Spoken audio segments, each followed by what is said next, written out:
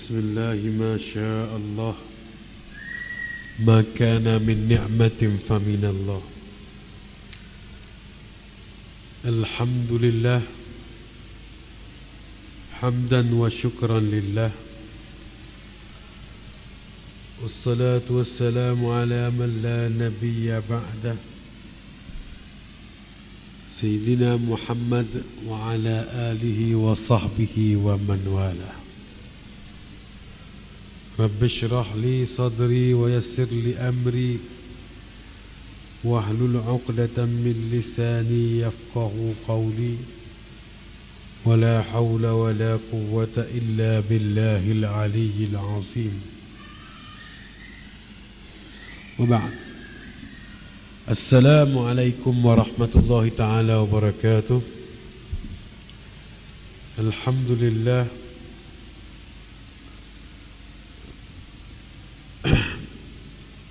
segala puji bagi Allah Subhanahu wa taala yang telah memberikan kita, mengurniakan kepada kita hidayah dan taufik. Mudah-mudahan senantiasalah Allah Subhanahu wa taala memberikan kepada kita hidayah dan taufik. Selawat dan salam atas junjungan besar Nabi Muhammad sallallahu alaihi wasallam dan ke atas ahli keluarga baginda, para sahabat dan orang-orang yang mengikut jejak langkah baginda hingga ke hari kesudahan. Tuan-tuan dan puan-puan yang dirahmati Allah sekalian, pada minggu yang terdahulu kita telah sampai kepada ayat yang ke-189 dalam suratul Baqarah, di mana ayat tersebut menjelaskan kepada kita, para sahabat bertanya kepada Rasulullah tentang apakah dia ahillah. Ada apa dengan ahillah? Ahillah bermaksud ialah bulan sabit ataupun anak bulan. Jadi para sahabat ini mereka mempunyai kesediaan untuk mengamalkan agama. Kerana itu mereka banyak bertanya kepada Rasulullah apa yang tidak diketahui oleh mereka. Mereka bertanya tentang perempuan yang kedatangan haid. Mereka bertanya tentang macam-macam lagi. Antara pertanyaan mereka kepada Rasulullah iaitu berkenaan dengan bulan sabit. Yas'alunaka 'anil ahillah. Mereka bertanya kepadamu, wahai Muhammad, wahai Rasulullah, tentang ahillah, iaitu tentang bulan sabit. Jadi ahillah, bulan sabit, telah kita nyatakan pada pertemuan yang terdahulu bahawa peredaran masa dalam Islam, peredaran hari bulan dalam Islam tidak dalam kalender Islam tidak bergantung kepada pergerakan matahari, tetapi bergantung kepada pergerakan bulan. Itu bezanya tahun Hijriyah yang kita panggil tahun Qamariyah dengan tahun Masihi atau yang kita panggil sebagai Syamsiyah, iaitu peredaran kalender yang bergantung atau ditentukan dengan peredaran matahari. Adapun dalam Islam, kalender ataupun pergerakan hari, pertukaran hari bulan ditentukan dengan peredaran bulan. Jadi apabila sahabat bertanya kepada Rasulullah, ada apa dengan ahillah, ada apa dengan anak bulan ni, ataupun dalam disebut lima khuliqat, kenapa diciptakan ahillah? Sahabat bertanya kepada Rasulullah, kenapa Allah menciptakan bulan-bulan ni? Yakni Allah menciptakan bulan sabit ni. Allah menciptakan anak-anak bulan ini. Pergerakan berbulan patutnya kalau kita tengok bila kemuncak mestilah dia mengambang pada 30 ataupun 29 hari bulan. Tetapi Allah tidak melakukan perkara demikian. Allah menciptakan anak bulan ni, bulan sabit ni, dia daripada kecil 15 hari bulan dia membesar, kemudian dia turun lagi. Dia kecil lagi. Dia kembali menjadi kecil, semakin lama semakin menghilang Dan apabila keluarnya anak bulan baru, bererti ada benda baru yang kena buat, bererti ada masa tertentu atau ibadah yang tertentu yang berkaitan dengan bulan sabit tadi atau dengan anak bulan tadi.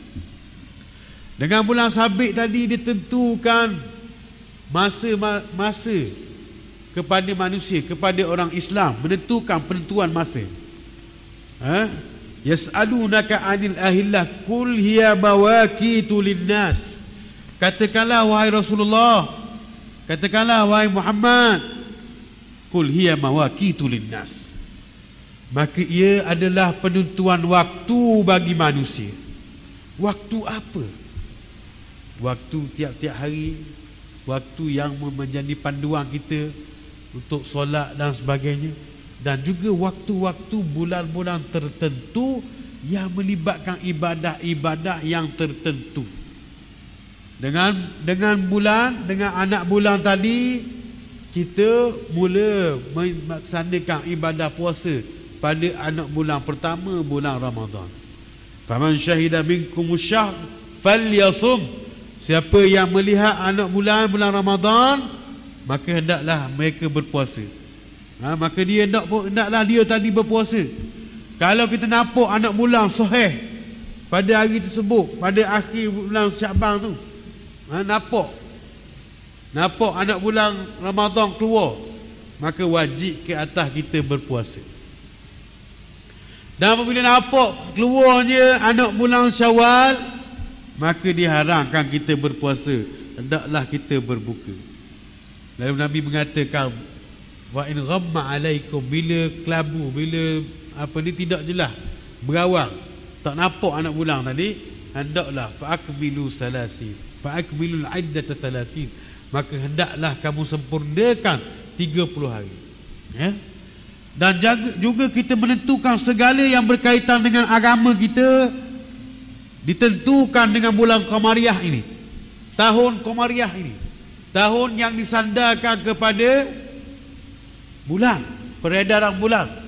15 tahun umur balik orang lelaki yang tidak bermimpi sebelum tu, yang tidak keluar air mani sebelum itu, maka balik tadi mencapai umur 15 tahun. 15 tahun di situ ialah 15 tahun Qamariyah. Orang yang kematian suami, maka edah dia 4 bulan 10 hari. 4 bulan 10 hari di situ ialah bulan Qamariyah. Semuanya berkaitan dengan Qamariyah. Sehingga kan pergerakan uzur orang puang, hid orang puang juga boleh dikira dengan tahun Qamariyah tadi. Bulan hari-hari ni, pada bulan ni mari berapa bulan ditentu. Tapi yang tidak menentu mutahayyirah tak boleh tentulah. Tapi yang tetap boleh ditentu dengan peredaran tadi. Maka semua urusan agama kita yang berkaitan dengan waktu, yang berkaitan dengan hari bulan, yang berkaitan dengan masa-masa yang tertentu, itu ditentukan dengan peredaran bulan. Cuma apabila di zaman Sayyidina Umar membincangkan musyawarah tentang di manakah bermulanya, nak mula mana, nak start di mana tahun ni, maka para syura tadi, ahli yang mesyuarat tadi memutuskan dikira tahun pertama tadi mula daripada hijratul Nabi sallallahu alaihi wasallam. Maka tahun yang pertama dalam Islam, dalam bulan Qamariyah, dan tahun Qamariyah adalah tahun hijrah Nabi sallallahu alaihi wasallam, bukan pada kelahiran Nabi. Berbeza dengan kalender Masihi. Kalender Masihi yang ditentukan dengan matahari tadi, mereka memulakan satu tahun satu Masihi itu dengan bagi mereka, pandangan mereka bahawa itu pada hari kelahiran Nabi Isa alaihissalam. Jadi mereka mengatakan itu satu Masihi, tahun pertama Masihi adalah tahun kelahiran. Nah, kena tengok banyak lagi, semua agama kebanyakannya ada kalender. Hindu ada kalender dia. Sebab tu kalender matahari ni daripada orang kalender Masihi ni, kalender barat, agama Kristian, mereka mengambil falak itu, ilmu falak daripada agama Hindu kuno. Kemudian mereka susun kembali mengikut ni. Sebab itulah mengikut kalender Islam, kalau kita ikut kalender Islam, bukan sahaja bergantung ataupun menunjukkan kepada hari bulan dan pertukaran hari. Tetapi kalender Islam membebaskan kita daripada unsur khurafat. Sebab dalam kalender Masihi mereka ada membincang tentang pergerakan bintang, penyusunan bintang, dan setiap penyusunan bintang tadi, gusan bintang tadi bukan hanya menentukan pergerakan musim dan sebagainya, tetapi mereka menentukan takdir, apa benda yang berlaku. Mereka buat tanjing, buat mengkaji bintang tadi untuk meramal, buat ramalan-ramalan yang akan berlaku. Sebab tu kita tengok ada bintang Sagittarius, bintang Capricorn, jadi dihidupkan semula. Dan itu orang muda kita sekarang mula cari dah, awak bintang apa? Capricorn. Nah, awak bintang apa? Sagittarius. Bintang apa? Bintang ketang, bintang ikan. Bintang puang tu, bintang benda lagi. Jadi kalau tengok dari segi bintang itu saja untuk penentuan musim, untuk penentuan pergerakan falak, tak apa. Tapi yang di sini bukan dibincang secara astronomi, tapi yang masalah ini dibincang secara astrologi, iaitu dibincangkan tentang perkara-perkara yang tersirat, ramalan-ramalan prediction, ramalan-ramalan yang akan berlaku melalui ilmu tanjing ini. Ilmu kita panggil ilmu nujum lah kalau kita kau. Tapi sebenarnya ilmu nujum tu ilmu kaji bintang. Tapi yang ilmu ni dipanggil tanjing. Ilmu tanjing lah yang kita buat ramalan-ramalan mengikut penyusunan gugusan bintang tadi. Jadi dalam kalender Islam mereka membebaskan diri daripada unsur-unsur sebegini. Kerana tidak ada perkara-perkara yang tersirat dari segi perkara-perkara rahsia yang berlaku dalam bulan Islam tadi, melainkan apa yang diambil pengajaran daripada yang berlaku lepas dah sebagai panduan. Tapi ilmu itu tidak disebarkan seperti mana berlakunya dalam kalender Masihi. Jadi keluarnya kita daripada khurafat, unsur-unsur khurafat yang ada dalam kalender Masihi tadi. Jadi segala penentuan waktu ditentukan dengan peredaran bulan. Kita sudah mengatakan pada minggu lepas bahawa apakah hikmahnya, apakah suatu keistimewaannya. Salah satu daripada keistimewaan berlakunya atau penentuan bulan melalui bulan, mana anak bulan, bukan matahari. Jadi kalau kita tengok dalam bulan Islam ni selalu berubah pada musim, tetapi bulan Masihi mereka peredaran musim menetap dalam bulan Masihi. Bulan 12, 11, 12, 1 banjir, banyakkannya menetap begitu. 5, 6 panas, kemarau, menetap begitu. Begitu juga berlaku pada kita, kurang nampak pasal kita bukan 4 musim. Tapi kalau kita pergi negara-negara yang 4 musim, ada yang bulan 12 memang banjir, memang banjir.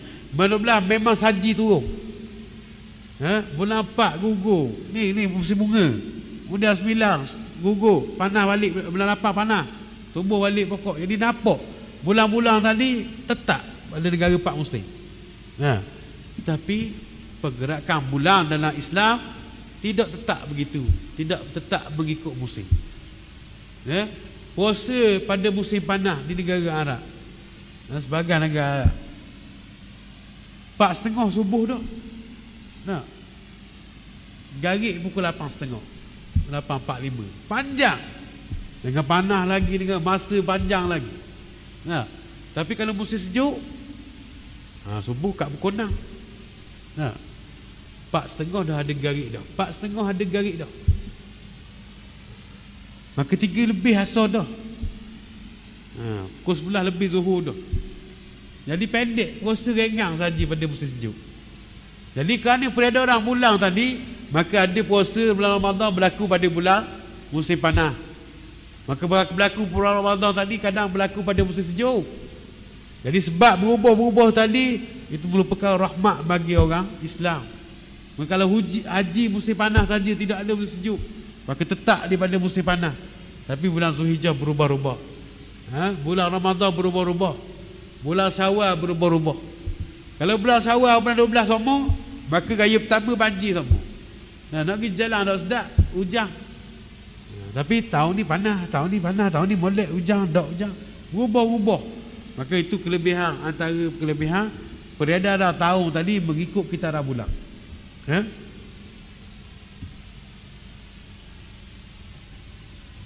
Dan juga musim haji.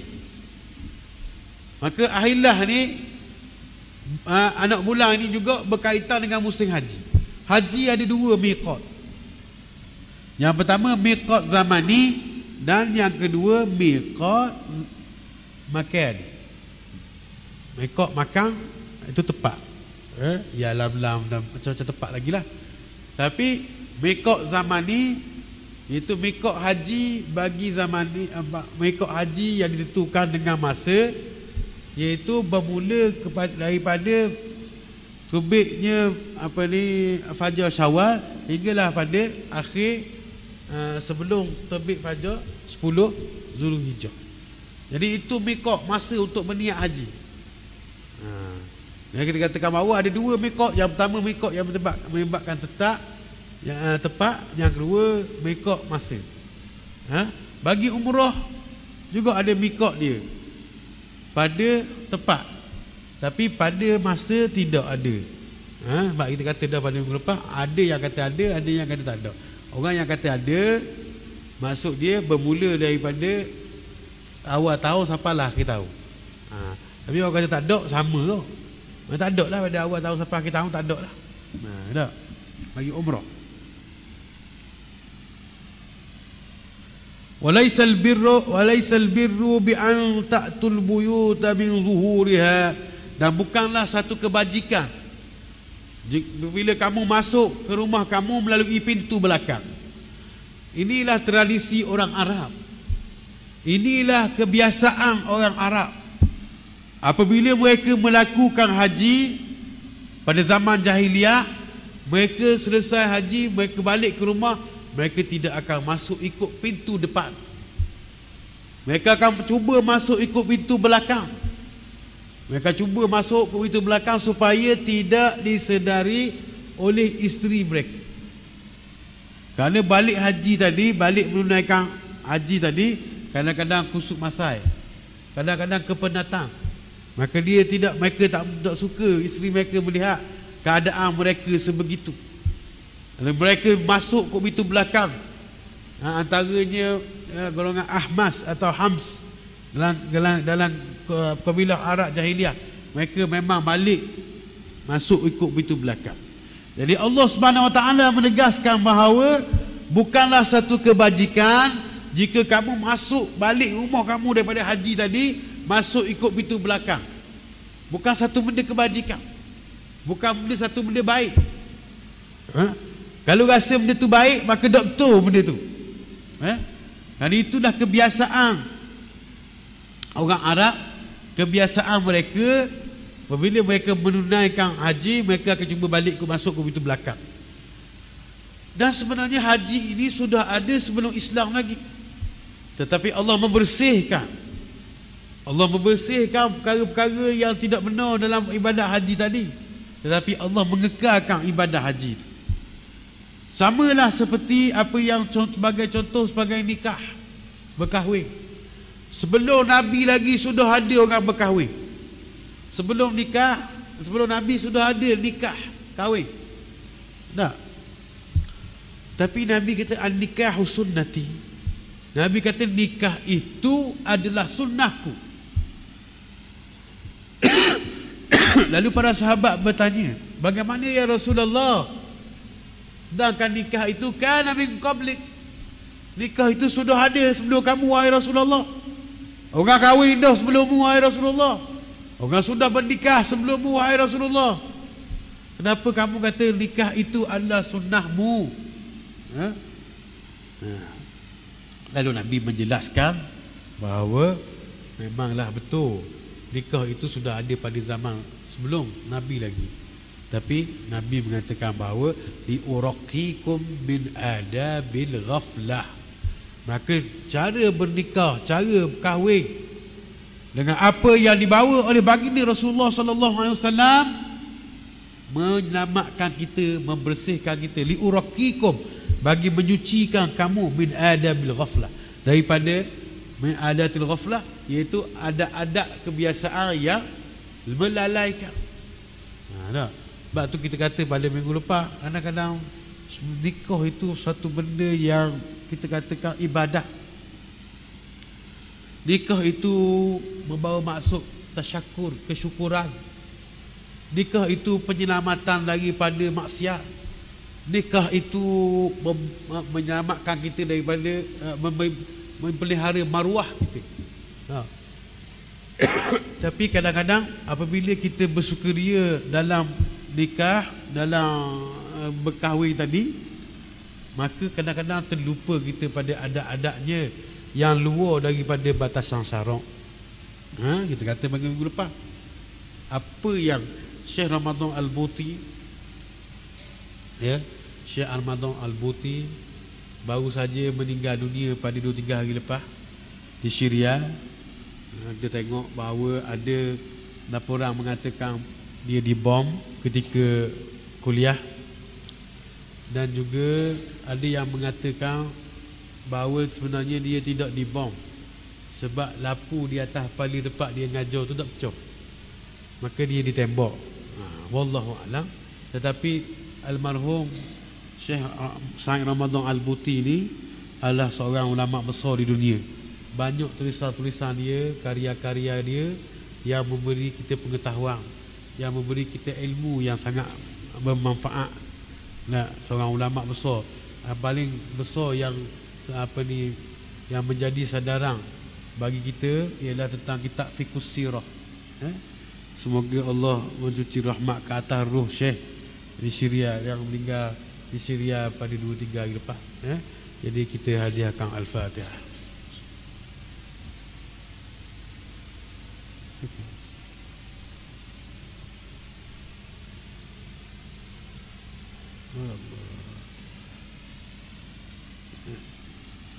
Jadi apa pesan almarhum, pesan Allahyarham di Syekh Ramadan Al-Buti ni? Dia tulis di akhir kitab Fiqhus Sirah. Dia kata apa-apa adat yang melalaikan, kebudayaan-kebudayaan yang bersalahan dengan syariat yang telah dikebumikan di bawah telapak kaki Rasulullah, janganlah kita akak balik. Janganlah kita timbulkan semula atas dasar kebudayaan, atas dasar tradisi, atas dasar upacara-upacara yang menjadi rutin ataupun kebiasaan bagi nenek moyang kita. Janganlah kita angkat balik segala khurafat, segala budaya-budaya yang menyesatkan itu yang telah ditanam oleh Islam. Islam mari menyesatkan semuanya. Adat-adat yang tidak bersalah dengan Islam diterima pakai, tapi adat yang bersalah dengan agama dibersihkan. Maka kita janganlah akak balik. Kita masa kenduri tu macam-macam, ada joget lambok lah, ada karaoke lah. Mari tepoh tu, order sebuah lori speaker, mari selori speaker, mari karaoke, macam-macam. Jangan kita buat perkara-perkara yang menunjukkan kesyukuran kita kepada Allah, kegembiraan kita pada Allah ni. Kita buat benda-benda yang melalaikan, benda yang melalaikan.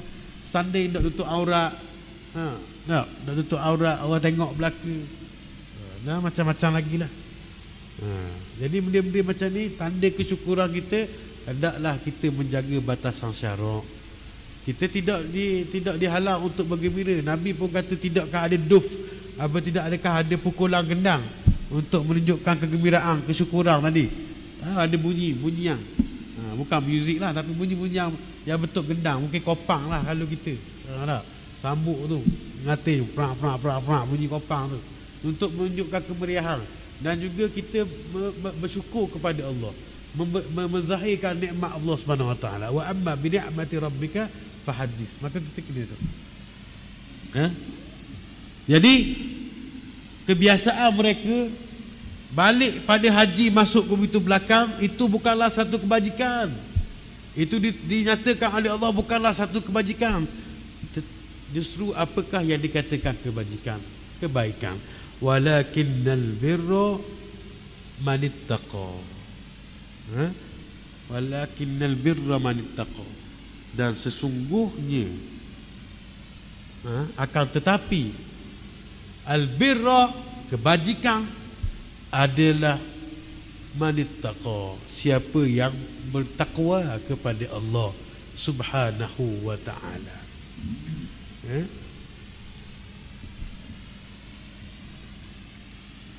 Jadi orang yang bertakwa, takwa asal perkataan dia ialah takut. Tertakut. Takwa tu maknanya takut asal. Tak. Jadi Allah Subhanahu wa ta'ala memerintahkan kita supaya takut kepada dia dan juga takut kepada neraka. Wattaqun nar, maka takutlah kamu kepada neraka. Kita takut neraka bukan kerana neraka, tapi kita takut neraka kerana ia adalah satu tentera daripada tentera Allah. Dia membakar dengan perintah Allah, dia tidak membakar pun dengan perintah Allah. Maka takut neraka ialah takut kepada Allah. Takut balasan neraka itu ialah takut kepada Allah, kerana keyakinan kita bahawa neraka tadi adalah suatu tentera daripada tentera Allah yang membakar dengan izin Allah, dengan perintah Allah Subhanahu wa ta'ala. Jadi bertakwa maksudnya takut. Jadi macam mana orang yang takut? Orang yang takut berpegang kepada perintah. Ya. Jadi bila kita sebut perintah, mesti ada suruhan, mesti ada larangan. Perintah, titah perintah, mesti ada perintah yang berbentuk suruhan, dan mesti ada perintah yang berbentuk larangan. Maka dua-dua tadi hendaklah ditinggal. Maka itulah orang yang bertakwa. Orang yang bertakwa adalah orang yang mengerjakan secara keseluruhan, mengerjakan seluruh suruhan Allah dan meninggalkan segala larangan Allah Subhanahu wa ta'ala. Inilah orang yang bertakwa. Inilah orang yang bertakwa. Iaitu orang yang takut pada Allah, dia melaksanakan seluruh perintah Allah dan dia menghindarkan seluruh larangan Allah Subhanahu wa ta'ala. Dah warna kadang-kadang ikut, kadang-kadang tak.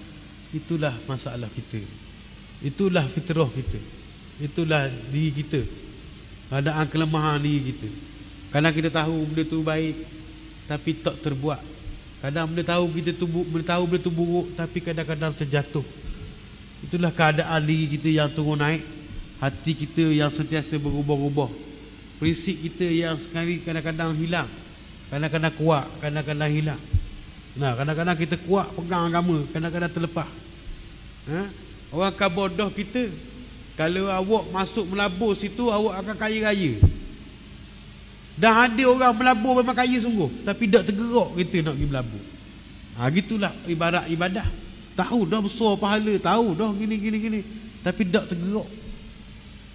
Sebab itulah la haula wala quwwata illa billah. Tidak ada daya pada melakukan, pada meninggalkan maksiat, wala quwwata, dan tidak ada kekuatan dalam melakukan taat illa billah, kecuali dengan Allah, yang di pertolongan Allah Subhanahu wa ta'ala. Nah, kita kata-kata ke orang ni, lah sekali balik ke kita. Ujian kot lain, jatuh juga kita. Jadi bila Tuhan pelihara kita, maka kita bersyukurlah. Tuhan pelihara kita. Jangan kita tunda-tunda jari kata ke orang. Jadi sebab takwa ni benda yang payah. Benda yang payah, siapa kepada hakikat takwa ni payah. Sebab tu orang yang betul-betul bertakwa, ni orang cakap ni tak apa lagi ni. Orang yang betul-betul bertakwa, siapa mana disebut? Wa may yattaqillaha yaj'al lahu makhraja. Orang yang bertakwa kepada Allah, siapa yang bertakwa kepada Allah akan dibukakan jalan keluar pada kesempitan hidup dia, pada persoalan yang timbul dalam diri dia, nampak jalan keluar. Wa yarzuquhu min haitsu la yahtasib, dan dia akan direzekikan oleh Allah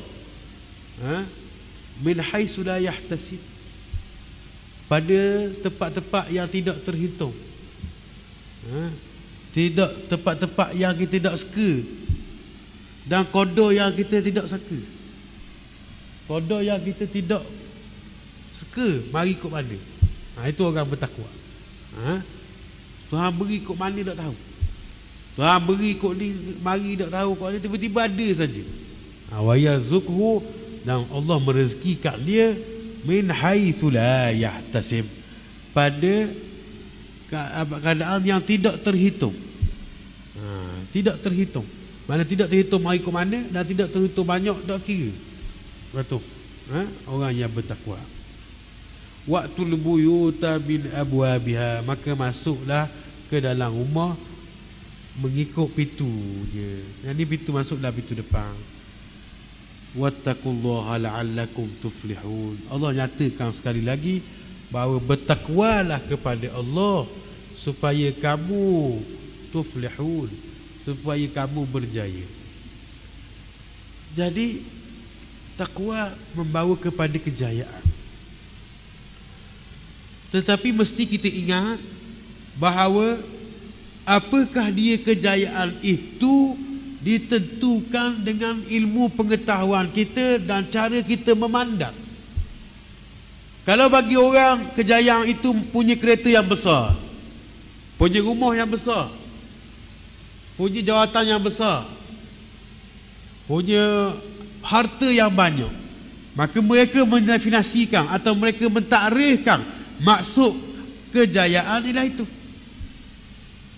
Ada orang kata kejayaan ini apabila kamu belajar tinggi, berjaya masuk universiti, berjaya untuk menjadi seorang yang terdidik, berjaya menjadi seorang yang mempunyai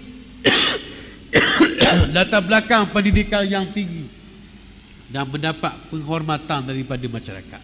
Maka itulah kejayaan pada pandangan mereka. Tetapi kita di sini mahu melihat apakah yang dikatakan dengan kejayaan. Apakah yang dikatakan berjaya dari segi pandangan agama kita? Memang betul punya harta yang banyak adalah satu benda yang bagus jika ianya disalurkan kepada agama. Punya ilmu yang banyak memang bagus, baik jika ilmu yang banyak tadi membantu untuk mempertingkatkan perkembangan dakwah. Tapi sebenarnya apakah yang dikatakan kejayaan? Perkataan aflaha dalam bahasa Arab membawa masuk kejayaan, dan dia diambil daripada perkataan falaha, iaitu bertani atau menanam. Sebab tu kita tukar, kalau Tok Bila tekan sikit saja bang tu, hayya 'alal falah, maka masuk dia marilah kita pergi jadi petani, pergi jadi pekebun. Tapi kalau tak ada sabdu hayya 'alal falah, maka itu menuju kejayaan. Kerana kejayaan ambil daripada perkataan petani. Apa kaitan sehingga dalam bahasa Arab timbul perkataan berjaya daripada bertani? Itu orang apabila mereka bertanam atau bertani, mereka tanam satu saja biji benih, tetapi apa yang mereka tuai lebih daripada apa yang mereka tanam. Mereka menuai lebih daripada apa yang mereka tanam. Jarang kita jumpa satu pokok kita tanam sutir, sebutir saja biji benih, sebiji biji benih kita tanam. Maka bila buah, dia akan berbuah sutir juga. Pasal apa buah sutir? Pasal benih tanam sutir tu. Tak ada gitu. Banyakkan apabila orang yang bertani, bertanam, dia tanam sebiji saja biji benih, dia tak nampak lagi pohon, dia tak nampak lagi dahan, dia tak nampak lagi bunga, dia tak nampak lagi buah. Tapi dia yakin dengan kalaulah hidup buah dia tadi, pokok ni, maka dia akan meraih hasil, menuai hasil lebih daripada apa yang dia tanam. Apabila kita tanam sebiji benih rambutan, takkan pokok rambutan tu ambil buah sutir je. Kadang-kadang berlori pohon pokok rambutan, naik lori. Tanam, takkan tanam selori biji benih, tanam sutir je. Dan ini diisyaratkan dalam Al-Quran tentang bagaimana keadaan ganjaran kepada orang yang bersedekah. Masali habbatin ambatat sab'a sanabila fihi kulli subbulah bi'atu habbah. Seperti pohon pokok yang mengeluarkan 7 tangkai, dan setiap tangkai tadi ada 100 biji. Padi tanam sutir saja tubik. Tapi bila padi buah, dia tubik banyak tangkai, dan setiap tangkai tu bukan sutir je padi, banyak. Maka ini Orang Arab ambil cara bertanam tadi, kerana orang yang bertani ni dia tanam sikit saja, tapi dia meraih hasil lebih daripada apa yang dia semai, lebih daripada apa yang dia tanam. Maka itu keluarnya perkataan kejayaan di situ. Begitulah orang mukmin, apabila dia mengikat diri dia dengan taklif, mengikat dengan diri dia dengan hukum hakam, mengikat diri dia dengan perintah dan larangan Allah, masa dia ikat, dia tak tahu cemok mana dia boleh. Tetapi apabila dia meraih hasil di akhirat, dia akan melihat betapa besarnya ibadah yang dia lakukan, ganjaran yang diberikan oleh Allah kepada dia di atas dunia kerana melakukan ibadah menurut segala perintah Allah dan menjauhi larangan Allah Subhanahu wa ta'ala. Jadi kita berhenti di sini dulu pada malam ini. Pada hari-hari yang mendatang kita akan sambung lagi, insya-Allah. Jadi saya sudahi dengan billahi taufiq wal hidayah. Wassalamualaikum warahmatullahi taala wabarakatuh.